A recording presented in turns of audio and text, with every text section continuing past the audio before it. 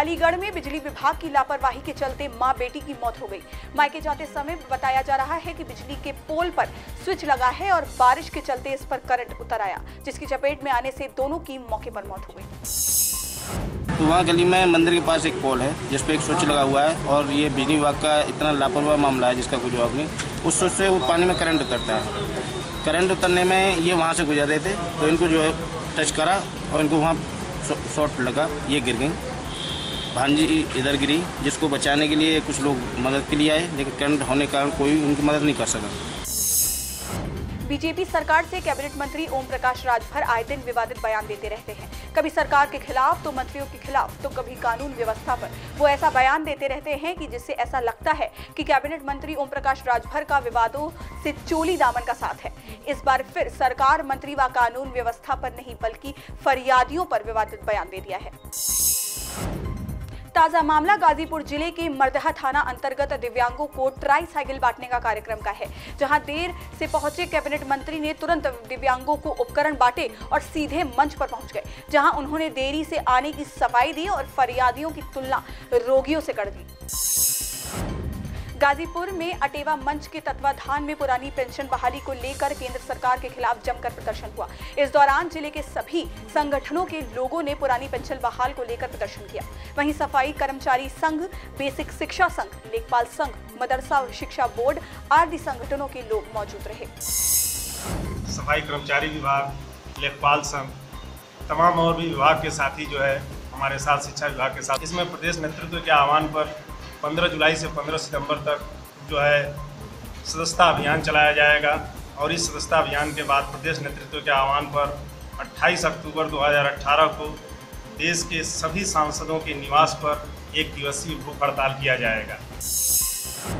हरदोई में तालाब के किनारे खेलते समय एक युवक ने एयरगन से बच्चे पर फायर कर दिया, जिसके बाद बच्चा गंभीर रूप से घायल हो गया था। परिजनों ने उसे अस्पताल में भर्ती कराया, जहां इलाज के दौरान उसकी मौत हो गई।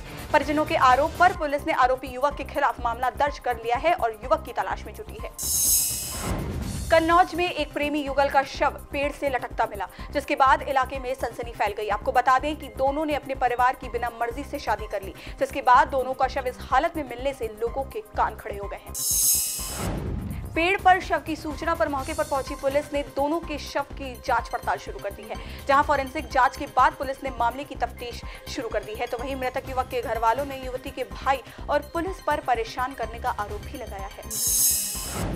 कन्नौज में प्रदेश के श्रम मंत्री स्वामी प्रसाद मौर्य ने कहा कि संसद में अविश्वास प्रस्ताव लाना राजनीतिक पार्टियों का अधिकार है, लेकिन वो इसका सदुपयोग करते हैं या दुरुपयोग, यह उनकी मानसिकता पर निर्भर करता है। आपको बता दें कि स्वामी प्रसाद मौर्य ने ये बातें कन्नौज के छिबरामऊ इलाके में श्रमिक प्रमाण पत्र वितरण कार्यक्रम के दौरान पत्रकारों से कही है। राजनीतिक पार्टियों का अपना अधिकार है, उसका वो सदुपयोग करते हैं या दुरुपयोग करते हैं, ये उनकी मानसिकता पर निर्भर करता है। रामपुर का स्वार थाना उस वक्त जंग का मैदान बन गया जब संपत्ति के विवाद को लेकर बीजेपी कार्यकर्ता आपस में भिड़ गए, जिसके बाद पुलिस ने विवाद को सुलझाने की कोशिश की, लेकिन पुलिस को भी सफलता हाथ नहीं लगी। संत कबीर नगर में प्रसिद्ध माता सती का मंदिर में श्रद्धालुओं का तांता लगा रहा। पूरे देश में प्रसिद्ध माता सती का मंदिर आसपास के क्षेत्रों में लोगों के बीच आस्था का प्रतीक माना जाता है। वहीं ग्राम प्रधान इसके भव्य निर्माण के लिए प्रयासरत हैं। अंबेडकर नगर में बिना लाइसेंस के चल रहे कई होटल सामने आए हैं, जिनके पास न तो पर्यटन विभाग का लाइसेंस है और न ही अग्निशमन विभाग का। अनापत्ति प्रमाण पत्र फिर भी धड़ल्ले से चलते दिखाई दिया। ऐसा भी है कि कुछ लोगों ने सरायक में रजिस्ट्रेशन नहीं कराया है। मैं जांच करा के देखूंगा कि वो जो भी यहाँ पे होटल खुले नियमानुसार औपचारिकताएं पूरी करके वो सरायक में पंजीकृत। बागपत में सड़क पर लाइव गुंडई का मामला सामने आया है, जहां दबंगों ने मेडिकल स्टोर संचालक को दौड़ा कर पीटा और उसका बीच बचाव करने आए हॉस्पिटल के स्टाफ के साथ भी मारपीट की। आपको बता दें कि दबंगों की मेडिकल स्टोर संचालक से गाड़ी खड़ी करने को लेकर कहासुनी हो गई थी, जिसके बाद वो अपने साथियों के साथ वहां पहुंचकर संचालक के साथ वारदात को अंजाम देने लगा, जिसका वीडियो इन दिनों वायरल हो रहा है। जैसे पुलिस वहां पहुंची, लेकिन वहां पर कोई मिला नहीं। उन लोगों को ट्रेस किया जा रहा है कि लोग कौन थे जो लड़ाई झगड़ा करते हैं। अभी तक कोई थाने पर किसी की कोई सूचना नहीं दिया है और पुलिस उनकी छानबीन कर रही है कि लोग कौन है जो सुबह लड़ाई कर रहे थे। बाराबंकी के टिकैत नगर में कबूतरबाजी का मामला सामने आया है, जहां 2 एजेंटों ने सऊदी अरब भेजने के नाम पर कई लोगों का पासपोर्ट और 30-30 हजार रुपए जमा करा दिए। वहीं लोगों के पैसे वापस मांगने पर जान से मारने की धमकी देते हैं। पुलिस मामले की जांच में जुटी है।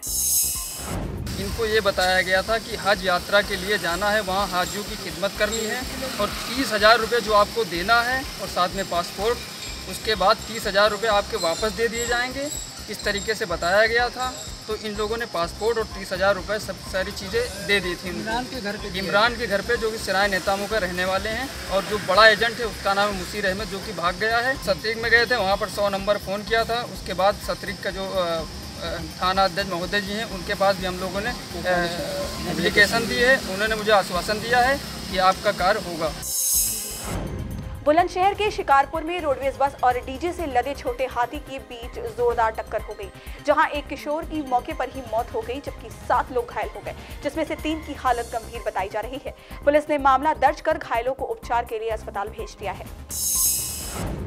भाजपा नेता के बेटे और दामाद के पकड़े जाने के बाद बीजेपी कार्यकर्ताओं ने थाने पर हंगामा काट दिया, जिसके बाद एसएसपी ने दरोगा समेत 2 को निलंबित कर दिया। तब जाकर बीजेपी के लोगों ने हंगामा बंद किया। भाजपाइयों का आरोप है कि थाना के जीप चालक ने भाजपा समर्थक राकेश राजपूत के ऊपर जीप चढ़ा दी, जिससे उसके पैर में चोटें आ गईं। दोषी पुलिसकर्मियों को तत्काल निलंबित कर मुकदमा दर्ज किया जाए। हापुड़ में गढ़मुक्तेश्वर क्षेत्र के नेशनल हाईवे के पास मुरादाबाद में दिल्ली से जा रही इनोवा कार खड़े ट्रक से जा टकराई।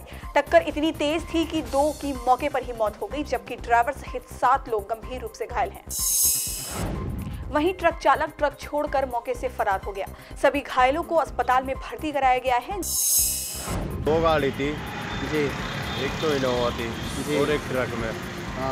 इनोवा गाड़ी में से 7 लोग, 7 लोग में से 2 लोग खत्म हो गए थे जब 5 लोग हमने भर्ती किए गए अस्पताल में। ट्रक आया, ट्रक में और इनोवा में बहुत जोर से टक्कर लगी थी और इनोवा ठुक गई थी, ट्रक में बढ़ गई थी। महर्षि वेदव्यास गुरुकुल विद्यापीठ का उद्घाटन करने कानपुर पहुंचे, जहां उन्होंने संसद में राहुल गांधी के पीएम मोदी के गले लगने पर तंज भी कसा। उप मुख्यमंत्री डॉक्टर दिनेश शर्मा कानपुर के बिठूर में सुधांशु जी महाराज के आश्रम का उद्घाटन और प्रवचन कार्यक्रम में पहुंचे थे। अब मैं किसने गले लगाया, कौन गले पड़ गया, इसकी व्याख्या तो नहीं करूंगा, लेकिन निश्चित रूप में संसद की एक गरिमा होती है, एक प्रतिष्ठा होती है, और उस गरिमा और प्रतिष्ठा को प्रधानमंत्री जी ने बरकरार रखा है। कुशीनगर में एक व्यक्ति ने अपनी पत्नी व अपने 2 बेटों की चाकू मारकर हत्या कर दी, जिसके बाद उसने खुद जहर खाकर आत्महत्या भी कर ली। घटना की खबर मिलते ही मौके पर पहुंची पुलिस ने तफ्तीश शुरू कर दी है। हरि सिंह फार्मासिस्ट हैं। इनका 2015 से बताया गया कि अपनी पत्नी से तलाक का मुकदमा चल रहा है और विवाद चल रहा है। वर्तमान समय में यहाँ पे रह रहे थे और इनकी बेटी जो बची हुई है उसने बताया कि रात में सब खा पी के सोए हैं। करीबन 12 बजे रात के आसपास ये अपनी पत्नी को चाकू से वार करके हत्या करने की कोशिश की, जिस पर लड़की जग गई और वो डर के छत की तरफ भागी। उन्होंने अपनी पत्नी उनकी जो थी उछला के भी भागी छत की तरफ, लेकिन घायल हो चुकी थी और सीढ़ी पे ही गिर गई। वहाँ पे उसका देहांत हो गया। उसके बाद इन्होंने अपने दोनों बेटे जो कि 8 साल और 3 साल के बताए जा रहे हैं उनको मारा। फिर ये बेटी की हत्या करने के लिए छत पे गया, लेकिन बेटी को बुलाता रहा। उधर से पीछे से सीढ़ी होने की वजह से उतर गई और वापस आकर इन्होंने जहर खा करके आत्महत्या कर। नेपाल की पहाड़ियों में लगातार हो रही भारी बारिश की वजह से नारायणी नदी का जलस्तर तेजी से बढ़ रहा है, जिसका खौफ कुशीनगर में दिखने लगा है।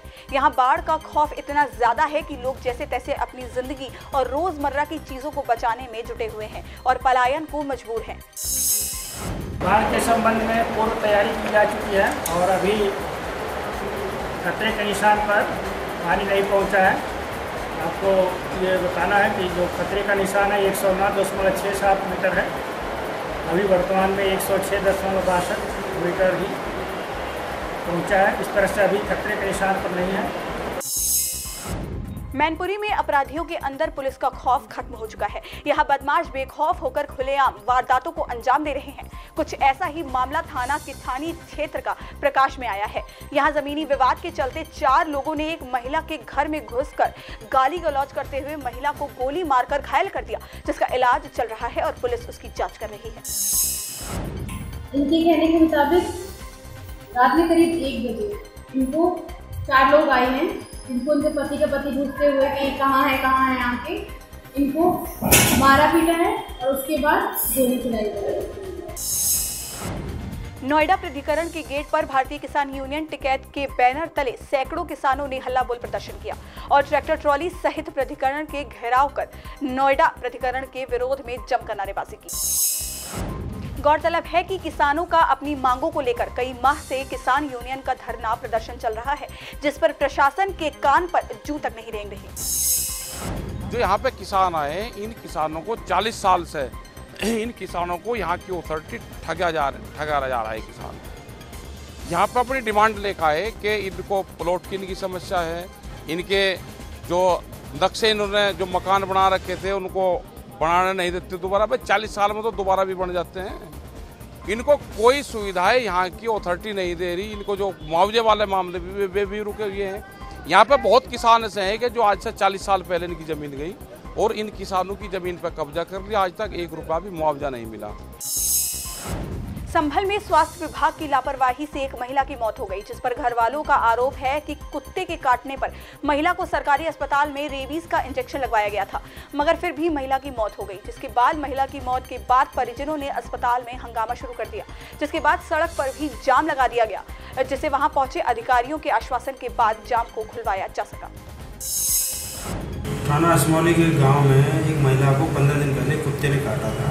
उसका उन्होंने इंजेक्शन लगवाया। उसके बाद वो जैसा कि उन लोगों ने बताया वो बीमार हो गए और हमने ब्लॉक से दवा ली।